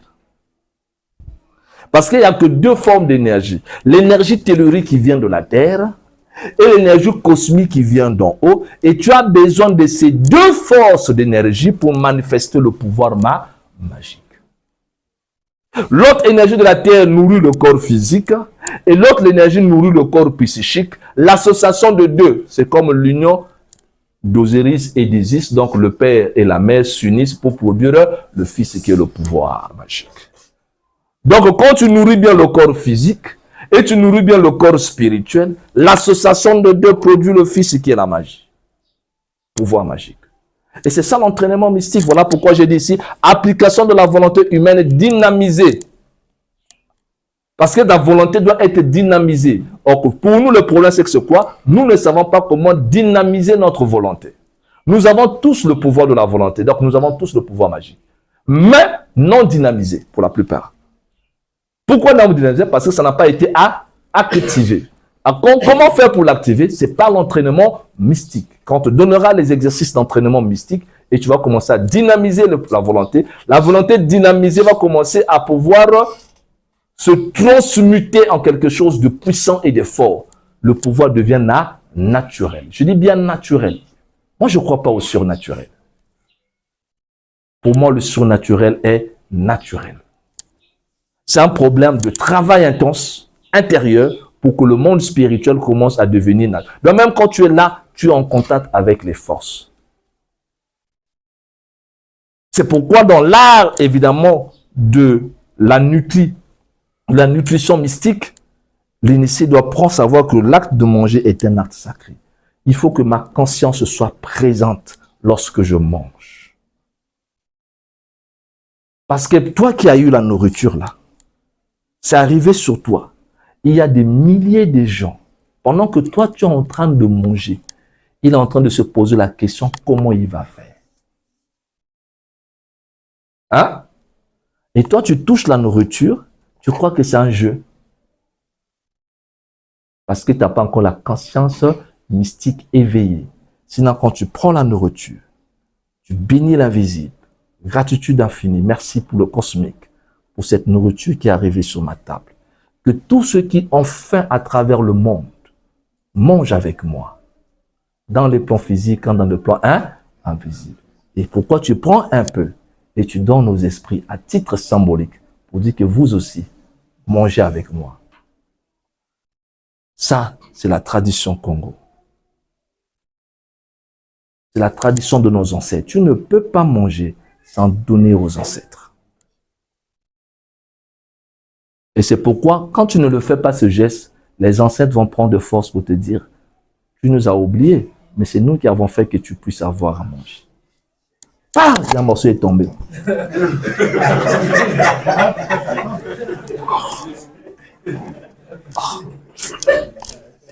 Mais comme tu es encore ignorant, profane, tu connais rien. Non, ça te dit rien ce geste-là. Ça te dit rien. Ils sont en train d'envoyer des signes pour que tu comprennes que nous sommes là. Tu ne sais pas ce que nous on a fait pour que ça arrive juste. Il y a eu beaucoup de choses pour que ça arrive jusqu'à toi. Oh non, tu ne comprends pas. On fait ceci, tu ne comprends pas. On fait cela, tu comprends. On dit bon, d'accord. On va maintenant te montrer ce que ça signifie. Un jour, tu vas rester là. Toi qui avais la nourriture en abondance, tu te poses des questions. Comment je vais faire pour manger? Les enfants pleurent. Papa, on a faim. Papa aussi pleure. Moi aussi, j'ai faim. Ah oui! Les enfants pleurent de faim. Toi aussi, tu pleures de faim. Mais quand tu ne peux pas pleurer, tu es obligé d'aller aux toilettes pour aller pleurer. Ah, les papas pleurent souvent aux toilettes ou dans la douche. On te fait une leçon pour comprendre que ce n'est pas facile. Si tu penses que c'est facile pour toi, sache que c'est difficile pour d'autres personnes. Dis merci à l'univers. Mais comme on n'a pas la discipline spirituelle, on n'a pas encore atteint ce niveau, on est encore très loin grâce à l'éducation qui nous est venue de là-bas. Parce que l'éducation là ne connaît rien sur le sacré. C'est sûr qui ont venu ça. Avec des fourchettes et toutes ces histoires-là, on bavard. Tout ça, ils ont tout saccagé, ils ont tout saccagé. Nos parents n'étaient pas comme ça parce qu'ils savaient que ce sont les divinités qui ont donné. Donc merci aux esprits. Parce que l'acte de manger est un acte sacré. Magie du 6. Parce qu'en mangeant, ça donne la vie. Tu te nourris, mais tu ne nourris pas que le corps, tu nourris beaucoup de choses. Et tu vas te maintenir en bonne santé. Tant que tu es en bonne santé, tu peux encore accomplir les missions spirituelles. Donc, le monde spirituel peut encore te confier des responsabilités pour dire, va prier pour un tel, va sauver un tel, fais du bien à un tel, parce que tu es en bonne santé. Maintenant, toi, tu veux détruire la santé. Pourquoi? À cause de la nourriture. Quand tu introduis ce qui n'est pas sacré dans le corps, tu bois à foison. Non, tu bois à foison.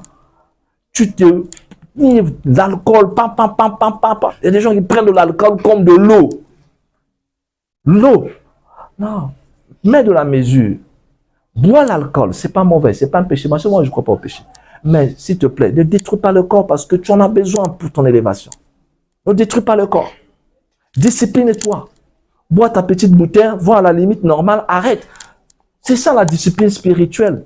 On ne t'interdit pas ça. Mais c'est pour ton avantage. Parce que quand tu consommes trop d'alcool, ça va affecter les poumons, ça va attaquer les cellules. Et quand les cellules sont attaquées, l'énergie spirituelle que tu allais utiliser pour t'élever est obligée de pouvoir dégager le toxique, les poisons qui se trouvent dans le corps. Donc, en fait, tu diminues en pouvoir.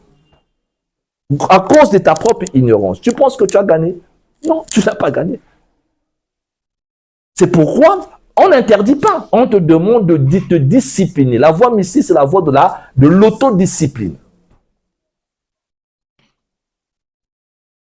Si tu commences à respecter ça, c'est parti. Parce qu'il y a conservation de l'énergie, conservation du pouvoir, et ce pouvoir va t'aider à beaucoup de choses.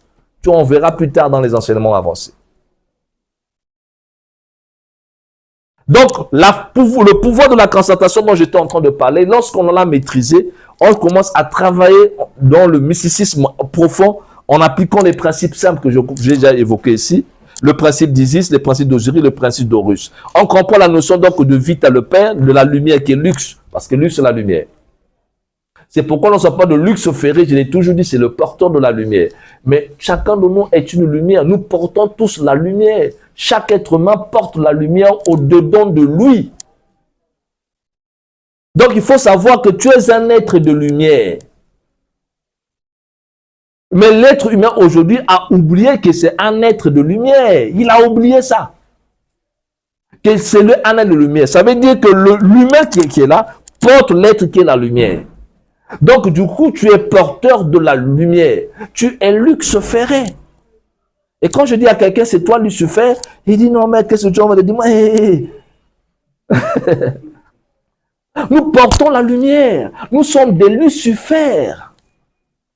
Qu'est-ce qui est difficile à comprendre? Parce que Lucifer, c'est celui qui porte la lumière. Mais la lumière, en réalité, c'est même ce que nous sommes en réalité, c'est notre vraie identité. Nous sommes des enfants de la lumière. Donc, un enfant de la lumière sera qui? La lumière ne produit que la lumière. Donc, un enfant de la lumière, c'est une lumière. Et donc, nous sommes les fils et les filles de la lumière.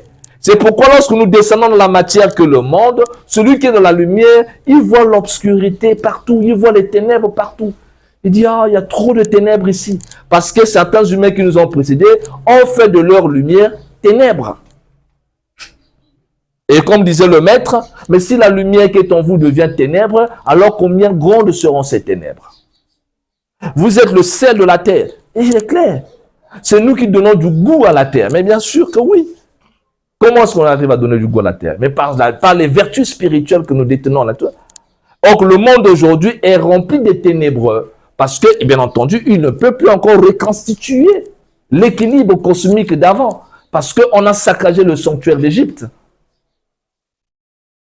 C'est pourquoi en pratiquant cette magie d'Isis et d'Osiris, quand tu rentres dans la haute pratique et que tu commences à pénétrer le mystère de l'invisible, tu comprends comment les lois spirituelles fonctionnent. C'est-à-dire, ce n'est pas quelqu'un qui va te dire « arrête de faire ça ». C'est toi-même qui va te dire « désormais, je change ». C'est ça la différence entre la méthode ésotérique et la méthode religieuse. La méthode religieuse interdit des gens des choses qu'ils ne comprennent pas. C'est qu'on te défend quelque chose que tu ne comprends pas. Ne bois pas, il ne faut pas boire. Il ne faut pas manger ceci. Mais la personne ne comprend pas pourquoi on lui interdit de boire. Oh, c'est un péché. Tu iras en enfer. Non, il n'y a pas d'interdiction. Il faut que la personne arrive à comprendre la raison pour laquelle l'alcool sera destructrice pour lui. S'il a compris, c'est lui-même qui dira non à ça parce qu'il veut aller plus loin que ça. Quand tu prends beaucoup d'alcool, tous ceux qui boivent beaucoup, je le dis, ils ont un problème de concentration mentale. C'est pourquoi quand vous voyez quelqu'un qui boit beaucoup, demandez de rester pendant longtemps comme ça. Comme les yogis en Inde. Vous allez comment ça va? Il ne peut pas parce qu'il est déjà il est déséquilibré. Parce qu'à chaque fois, il bouscule son cerveau. Chaque fois qu'il prend beaucoup d'alcool, le cerveau est bousculé. Et ces personnes-là auront du mal à se concentrer. Or, le secret, tu le connais. Dans la voie mystique, la chose, la première que tu dois maîtriser, s'appelle dharana, la concentration. C'est la cause qui fait que beaucoup de gens n'ont pas le pouvoir dans le monde. Ils n'ont pas le pouvoir parce que déjà la faculté de concentration, il ne peut pas se concentrer. Il ne peut pas rester 5 minutes, 30 minutes, rester là seulement 30 minutes, fixe là. Il ne va pas arriver. Dès qu'il va fermer les... ça va. Il ne peut pas. Il sent les démangeaisons. Il faut qu'il bouge. Il faut qu'il bouge. Il faut qu'il bouge. Parce qu'il ne peut pas rester là. Il ne pourra pas tenir. Donc, dans la voie initiatique, les éléments premiers, c'est la concentration. La posture, tu restes assis ou debout, je ne sais pas quelle posture par rapport à l'exercice, mais tu restes là et tu restes là pendant des heures. Quelqu'un qui boit beaucoup, il ne va pas arriver. C'est la punition que vous l'avez donnée. Il va trouver ça comme une punition. Après, moi, il faut qu'il gratte quelque part. Après, il va se lever et dire, ah, c'est comme ça la spiritualité en question. C'est pourquoi ces gens-là sont bien à l'église. Ah. Surtout chez nous solo. Chez Émile, c'est bien. Tu finis de boire, après tu dormes. Là, c'est bon. En fait, il y a l'alcool qui travaille, tout. Mais dans la voie du yogi que nous prenons là, tu peux pas. Mais tu as déjà faussé tout. La faculté de concentration déjà a été attaquée à cause de ta façon de boire. Tu ne te aides pas à toi-même, c'est pas nous. C'est pourquoi tu n'auras même mis l'exercice, tu n'arrives pas. Mais la boisson, ça c'est naturel, hein? Ce n'est pas un problème de péché. Hein? Ou tu veux rester pour toi sans pouvoir, ou tu veux vraiment avoir le pouvoir pour conquérir ta vie. La concentration, base fondamentale, dharana. Donc tu ne peux pas arriver à la méditation qui est dhyana quand tu ne maîtrises pas la concentration. Vous voyez que tout est interconnecté. Et la concentration, c'est ça qui te permet de manifester des résultats. Lorsque tu as travaillé le pouvoir de la concentration à un niveau très avancé, tout acte que tu fais devient un acte magique. Tout acte. Même en saluant quelqu'un seulement avec la main, qui a transfert énergétique. La puissance, le pouvoir de la concentration, tu émets la volonté, il est parti. Tu lui tiens la main, mais tu lui transmets beaucoup de choses. Donc tout ton être devient sacré. Tu es un être énergétique. Tu as de l'énergie en permanence sur toi. Mais qu'est-ce que tu fais avec cette énergie? Tu ne connais pas ça. Tu ne sais pas ressentir ça. C'est pourquoi tu peux rester là, méditer, mais tu ne ressens rien. Parce que ta concentration n'est pas encore équilibrée. Et le travail spirituel te permet simplement de maîtriser le pouvoir du moment présent. En travaillant sur la magie d'ici, tu commences à comprendre que tu peux te servir de ce corps pour t'élever vers le spirituel. Avec les actes de chaque jour que nous faisons. Les actes de chaque jour que nous faisons peuvent t'élever vers la haute spiritualité lorsque tu connais le pouvoir de la concentration. Donc l'acte sacré, le fait de manger, l'acte de manger t'élève. Mais il n'y a pas que l'acte de manger. Lorsque tu t'unis avec l'autre, tu mets ta conscience divine où? Ta conscience est où? Ta conscience est où? Il faut qu'on arrive à faire comprendre aux gens que cet acte-là est un acte de magie. C'est la magie d'Isis. Et quand tu vas comprendre que l'acte-là est un acte de magie, tu vas comprendre toute la valeur d'être en couple. Je dis bien toute la valeur d'être en couple. Alors à ce moment-là, tu vas comprendre pourquoi l'intelligence infinie l'avait prévu. Parce que c'est à partir de là que tu vas exercer à la fois la volonté, l'amour et la sagesse. Les trois là, ça se passera là. Il faut de la volonté, il faut de l'amour et il faut de la sagesse. Donc c'est un acte divin. Et quand tu es suffisamment entraîné dans la magie d'Isis, tu vas transmuter cet acte qui est apparemment un acte anodin et profane en quelque chose de puissant et de fort. Ce qu'ont fait les mystiques. Pendant que les gens rejettent la chose, trouvant que c'est sale, le mystique retrouve dans ce qui est sale quelque chose de subtil, de puissant et de grand. C'est la même chose quand je parlais de la musique. Parce que ce qui est important quand tu écoutes une musique, c'est quoi? C'est la vibration. Lorsque tu es éduqué spirituellement et que tu écoutes une bonne musique, tu t'élèves. Tu écoutes le reggae. Rien que le rythme reggae, si tu connais, tu t'élèves. Quelqu'un dit, oh, il est en train d'écouter le reggae. Hé, maître, reggae. Oui, dans le reggae que j'écoute, je m'élève. L'initiation, c'est beau, quand tu l'as compris. Le profane ne comprend pas. Il dit, oh, regarde. Mais non, le mystique, c'est parce que cette musique me permet d'avoir des bonnes vibrations. Et si je suis dans les bonnes vibrations, je suis dans les ondes positives, toute onde positive forcément va attirer dans ta vie quelque chose de bien. La loi d'attraction rentre en action. Chaque fois que tu es dans les ondes positives, sache que tu es en train déjà de mettre en mouvement les forces de la magie. Ne me dites pas, il n'a pas allumé l'encens, il n'a pas allumé la bougie, comment la magie va se manifester? Non, la magie s'est déjà manifestée par la vibration. C'est pourquoi si quelqu'un écoute la chanson de Michael Jackson et qu'il est pris dans le rythme de Michael Jackson, le fait qu'il est heureux, content, la magie est en train de se mettre en mouvement. Chaque geste qu'il est en train de faire est un geste magique. On vous a jamais encore enseigné ça, non? D'accord. Parce que la vibration qu'il est en train d'émettre est une vibration pure, Elle est pure parce que la personne est sincère. Ce qu'il fait là et qui le fait bouger est vrai. Et comme c'est vrai, c'est sincère. Et comme c'est sincère, c'est en harmonie avec la loi. Ça ne fait pas du mal à quelqu'un. Et donc, la loi va réagir positivement à la vibration. Si cette personne se met à danser la chanson de Michael Jackson du matin jusqu'au soir sans se fatiguer pendant 3 jours, même s'il avait un problème difficile quelque part, ça va se débloquer. Dites-moi que c'est faux. Ah oui. Parce que l'intelligence infinie ne veut pas dire que c'est Michael Jackson. C'est toi qui connais Michael Jackson. L'intelligence infinie ressent la vibration que émet la personne. C'est une vibration de bonheur, de joie ou de malheur.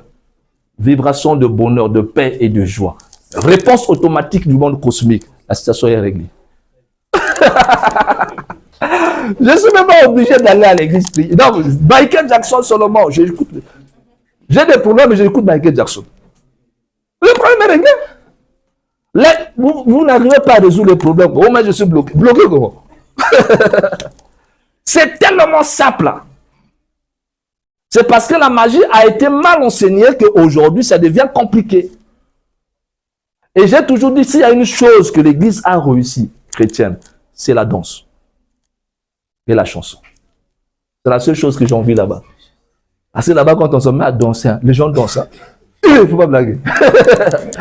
Mais ça, c'est bon. Ça, là, c'est bon. Voilà pourquoi ici, quand on chante, il y a des gens qui ne chantent pas. Et voilà, quand il s'agit de chanter, chante. Quand il s'agit de danser, danse. La vie, il faut danser et chanter. Tu te réveilles le matin, mets une bonne musique pour bien commencer la journée. Ne commence pas la journée avec des... C'est comme si il y a une veillée. Non, mets une bonne musique. Si ça va te faire vibrer, vibre déjà. Mets-toi déjà dans les vibrations positives parce que tu sais que c'est ça qui va t'aider. Ne joue pas au sérieux. En jouant au sérieux, tu vas souffrir. Libère-toi, libère l'énergie, dégage la force. Mets-toi dans une bonne musique. Pourvu que ça te fasse du bien. Si tu aimes ça, c'est bon. On me dit que non, mais qu'est-ce que tu dis? Oui, c'est ça. Si c'est Fali que tu aimes, mets ton Fali. Chez nous, en route. Si c'est Jackson, mets ton Jackson. Tu me verras, non, au contraire, je serai content. Parce que si je te vois sourire et que tu es content, pour moi, je dis que tu es spirituel. Mais si tu es triste, malheureux, misérable, tu es en train de te détruire toi-même. Attention à ça. Il n'y a pas un problème au monde qui doit te morfondre jusqu'à ce point. C'est le piège dans lequel nous avons été éduqués. Nous avons été éduqués mal. C'est pourquoi nous souffrons. Parce que nous ne comprenons pas encore la science des vibrations. Quand nous allons avancer dans les enseignements, je te montrerai la mécanique des vibrations. Quand tu vas comprendre la mécanique des vibrations, c'est parti. C'est parti, tu as compris la magie. Parce que tout est énergie sous différents niveaux de vibrations. Les vibrations les plus basses jusqu'aux vibrations les plus hautes. Or, la vibration dépend de toi. Tu peux élever le taux vibratoire, tu peux descendre le taux vibratoire à volonté. Donc, quand tu es malade, ça veut dire que la vibration, elle est basse. Donc, si tu veux que tu sois guéri, tu fais quoi? Élève la vibration de ton corps et la maladie va sortir. Tu es guéri. C'est facile. Et ça, tu as beaucoup des outils pour élever le taux vibratoire. Tu peux même jouer avec le taux vibratoire, t'amuser avec le taux vibratoire, à tel enseigne que tu vas créer tellement de choses en si peu de temps. En si peu de temps. Si tu t'as mis à appliquer ce que je suis en train de dire, plein de choses vont changer dans ta vie, aussitôt automatiquement. Parce que là, tu rentres dans la vibration magique. Mais quand tu fais le contraire de ça, tu es dans les basses vibrations. La haine, la méchanceté, les soucis, les inquiétudes, les plaintes. Tous les jours, les gens se plaignent. Tout ça, vibration. Voilà pourquoi quelqu'un me voit, je lui dis, je te donne 21 jours à ne jamais te plaindre. 21 jours. Tu as 21 jours pour ne jamais te plaindre de qui que ce soit va t'arriver. 21 jours, compte. Et si tu rates un seul jour, tu recommences à zéro. C'est l'exercice que je donne aux gens quand tu viens me voir. Tu vas changer ta vie, tu vas être riche, tu vas être heureux, tu vas avoir le bonheur, tu vas avoir tout. Je donne 21 jours, ne jamais te plaindre. Si tu réussis ça, tu verras. Tu as 21 jours, tu te plains de rien. Que tu aies à manger, à pas manger, ne te plains pas. Quand tu insultes pas, ne te plains pas. Tel que tout ce qui va t'arriver, ne te plains pas. Pendant 21 jours, si tu réussis à le faire, c'est fini. Tu verras que ça sera une guerre. Hein? Mais si tu réussis ça en 21 jours, tout ce que tu fais après 21 jours devient une habitude. C'est fini, tu es parti. Tu viens de te libérer. Là, c'est une thérapie. Je viens de te sauver. Je viens de te sauver. De te sauver. Ça là. Ah, je libère. Au lieu de perdre du temps à faire beaucoup de bruit, fais 21 jours, ne te plains pas. Matin, soir, ne te plains de rien. Même si tu apprends qu'on vient de t'enlever du boulot, ne te plains pas. Même si tu apprends que ta femme vient de quitter la maison, ne te plains pas. Le mari, ne te plains pas pendant 21 jours. Reste dans ta plus grande positivité. Joyeux et heureux. Comme un petit enfant qui vient arriver au monde. Tu ne connais pour toi rien. Tout ce que je sais, comme disait Socrate, c'est que je ne connais rien. La vie étant un mystère, moi je ne me plains pas. Fais ça. Après, viens me dire que non, ma vie ne change pas. Parce qu'après, si tu réussis après 21 jours, c'est fini. Tu viens de créer ces choses que tu ne peux même pas comprendre. Parce que la vibration va commencer à atteindre un niveau que tu ne peux pas imaginer. Ça, c'est la prière. Maintenant, quelqu'un qui va finir de multi-atteindre, de prier, dès que l'obsession va se, il commence à se plaindre. Aïe, ça a annulé toute la prière que tu as eu à faire. Tu resteras avec le problème là pendant des années, ça ne changera jamais. Et tu as dit, je ne comprends pas, j'ai fait telle prière, ça n'a pas marché, j'ai fait telle prière, ça n'a pas marché, j'ai fait les musulmans, ça n'a pas marché, chez les bouddhistes, ça n'a pas marché. Mais ça va marcher comment? Le pied sous le frein. La voiture ne va jamais démarrer. Tant que le pied est sous le frein, la voiture ne démarre pas. Et le corps que tu portes, ce sont des véhicules. Donc, si tu veux faire agir les choses, enlève le frein. Mais le frein, c'est quoi? Mais ce sont des vibrations négatives. C'est pourquoi il faut faire le bien. Ça n'a pas de question de faire le bien. C'est-à-dire que personne ne peut me convaincre de faire le mal. En réalité, que je suis là. Personne ne pourra me convaincre de faire le mal. Parce que je trouve que dans le mal, il n'y a rien à gagner. Sinon, il n'y a qu'à perdre. Parce que plus tu fais le mal, plus on coche. Après, on t'enlève ça au moment où tu ne t'attendais pas. C'est-à-dire le moment où le karma va frapper, c'est au moment où tu ne t'attends pas. Donc le jour où tu t'es bien préparé, c'est comme quelqu'un qui s'est préparé à aller à une fête où on l'a invité, c'est sérieux avec des autorités. Et on s'entend comme ça, la voiture est passée, on l'a sali. Juste à quelque part. Donc il faut repartir encore à la maison. Donc la fête, l'invitation est annulée. Karma! À la dernière minute où les choses allaient changer, paf! Tu ne peux pas comprendre ça.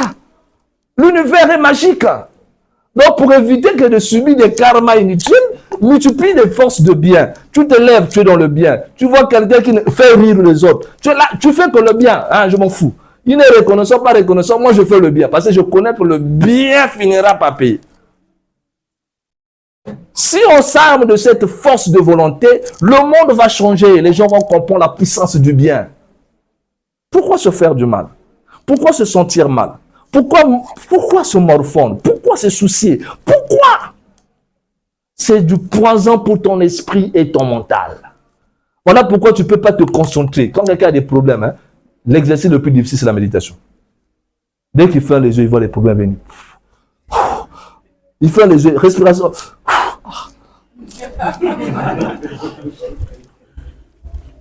Et qu'est-ce qu'il veut? Il veut que ce soit d'abord pour méditer, qu'on résout d'abord le problème. C'est-à-dire qu'il faut d'abord que le problème là soit réglé pour qu'il ait la force d'aller bien. Il oublie que c'est la méditation qui va régler le problème. Il veut exiger au monde invisible. Non, si vous voulez que je médite, hein, résolvez d'abord le problème là. Oh. Si tu veux, tu laisses. C'est pas ton problème. Tu vas laisser. Tu as envie de te priver de ton propre bonheur. Quand tu as compris la spiritualité que nous enseignons dans le Jevès, non, je vous assure, quand tu as compris cet enseignement que j'enseigne, c'est pourquoi moi je ne veux pas qu'on tourne trop avec des vocabulaires inutiles. On va dire, non, tel système, non. La clé, elle est simple. La vibration positive.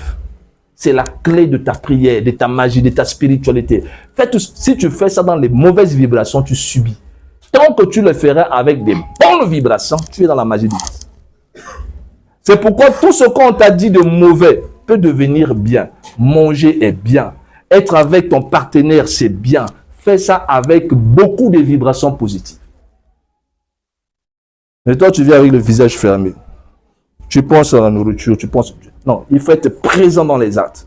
Quand tu vois l'autre, même si elle est en train de vieillir, crée la magie de la beauté. Hein?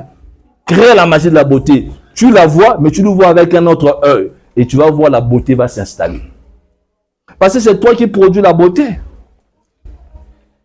C'est toi qui produis la beauté. Mais si tu ne sais pas faire cette magie-là, tu vas te fatiguer. Il dit, oh, il est plus belle. Elle est plus belle. Mais tu vas voir combien de belles. Combien de belles. C'est la magie, c'est ça. C'est ce qu'on appelle l'illusion. C'est-à-dire, c'est la même chose. La beauté va venir de toi, pas de la personne. Le bonheur va venir de toi, pas de la personne. Ce n'est pas la personne qui vient qui t'apporte le bonheur. C'est la bonheur qui doit venir de toi. C'est toi qui dois trouver le bonheur chez l'autre. Tu vois? Donc, si tu ne sais pas trouver le bonheur chez toi, tu trouveras que le malheur chez l'autre. C'est pourquoi les gens qui cherchent le bonheur à l'extérieur, ils en auront jamais. Parce que le bonheur se trouve en eux. Ce n'est pas le président de la République que tu vas rencontrer qui va te donner le bonheur. Ce n'est pas le directeur de l'entreprise que tu vas rencontrer qui va trouver le bonheur. Ce n'est pas la personne qui rentre dans ta vie. Non, c'est toi qui as le bonheur. Et si toi, tu as trouvé le bonheur, on t'apportera le bonheur. Si toi, tu n'as pas encore trouvé le bonheur, tu auras que le malheur. Parce qu'on t'apportera de ce que tu es à l'intérieur de toi-même. Donc, si tu n'as pas trouvé la beauté à l'intérieur de toi, tu n'en trouveras pas à l'extérieur. Si tu n'es pas capable de trouver la joie à l'intérieur de toi, tu n'en trouveras pas à l'extérieur. Il n'y a rien à l'extérieur, sinon que l'extérieur n'est qu'illusion et maya. Tout ce que tu cherches dehors se trouve à l'intérieur de toi, rentre en toi et fais sortir ça, tu le verras. Et quand tu vas commencer à le voir, tu vas commencer à célébrer la beauté d'Isis. Parce que Isis sera toujours belle. La nature sera toujours belle. Ta mère restera toujours la plus belle du monde. Jamais tu n'auras une épouse comme ta mère. Elle restera toujours la plus belle. Mais est-ce que réellement elle est belle? C'est de la magie. Donc quand tu as compris ça, tu comprends la mère terre, tu comprends le mystère de la vie et chaque jour tu célèbres la vie. La vie, ça se célèbre. Et c'est pourquoi nous rentrons dans nos sanctuaires, dans nos oratoires, matin comme soir, et nous faisons nos rites magiques pour célébrer la vie. Parce que la vie, c'est une célébration, c'est une fête. Et nous l'exprimons dans notre façon de vivre. Pendant que nous mangeons, chaque fois que nous faisons quelque chose, nous le faisons avec joie et avec amour. Ne fais rien dans la tristesse. Ne mange pas dans la tristesse. Ne fais pas des choses dans la tristesse. Dès que tu fais quelque chose dans la tristesse, c'est du poison pour toi-même. Un couple qui fait l'acte dans la tristesse se détruit au même moment parce qu'ils seront assistés par des démons. Parce que la vibration qu'ils sont en train de émettre pendant l'union est une vibration négative. Ils se détestent, mais ils s'associent. C'est ceux qui vont se les prostituer. Il n'y a aucun amour avec une prostituée. Pourquoi? Tu es en train d'aller te détruire. C'est le même acte, mais ça te détruit. Tu comprends ça? Parce qu'il n'y a pas quelque chose. Le lien d'amour n'y est pas. L'autre est dans l'intérêt financier. L'autre est dans l'intérêt sexuel, je ne sais pas quoi, excusez-moi le terme. Et donc, par conséquent, il n'y a aucune magie dans cet acte. Et en ce moment-là, on se détruit totalement. Non seulement physiquement, mais même mystiquement et spirituellement. C'est pourquoi les gens devraient être enseignés dans la magie. Quand tu vas comprendre la magie, et j'insiste, tu comprendras mieux ta vie et tu vas vivre heureux. Parce que tu vas voir que l'univers a fait tout ce qui est possible pour ton bonheur. Et tu as le bonheur presque en tout et partout.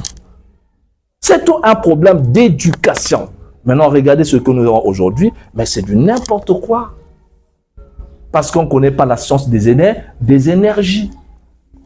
Quelqu'un qui n'est pas libéré, qui ne sait pas se purifier, se nettoyer, tu vas t'associer avec lui, il te transmet tout son karma négatif, les malchances, les blocages, les problèmes qu'il a, tout ça, par l'union, transfert énergétique. Tu récupères toutes ces saletés, tu vas là. Tu vois que tu as gagné?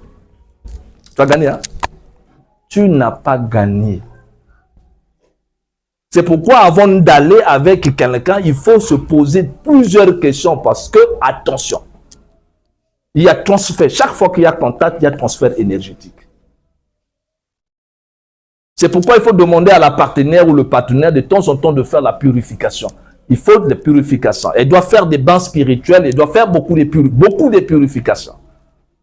Parce que si on ne se purifie pas, on traîne avec soi des charges karmiques, les mauvaises vibrations qu'on a, et après on va s'unir, c'est fini. C'est pourquoi le mystique ne fait pas les choses dans le plaisir de faire. Nous avons été éduqués dans la science mystique et initiatique. Et c'est pourquoi j'insiste et je me bats pour que les gens comprennent la magie. Parce que si vous ne comprenez pas la magie, vous créerez des événements sans vous en rendre compte. Je risquerai de rester ici toute la journée. On arrête là.